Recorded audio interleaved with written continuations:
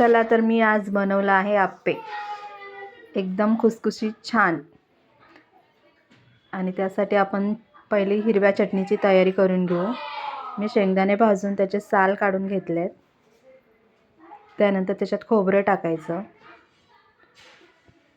शेंगदाणे, खोबरं, 4 लसणाच्या पाकळ्या, मिरची, कोथिंबीर आणि कढीपत्ता आणि थोडंसं चवीनुसार मीठ आणि ते वाटून घ्यायचं.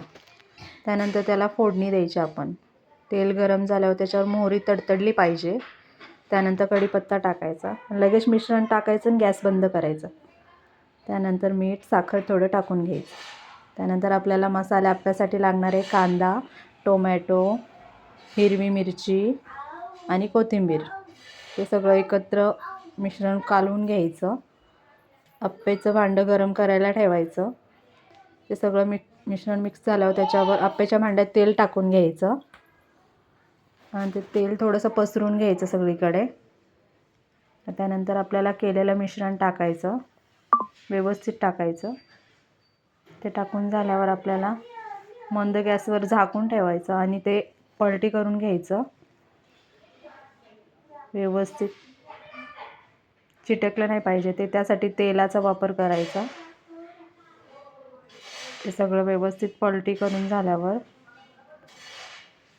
लगेच आपल्याला फोडणी घ्यायला तयारी करायची. तो मसाला बनवून घ्यायचा. शेंगदाण्याची चटणी म्हणतात त्याला.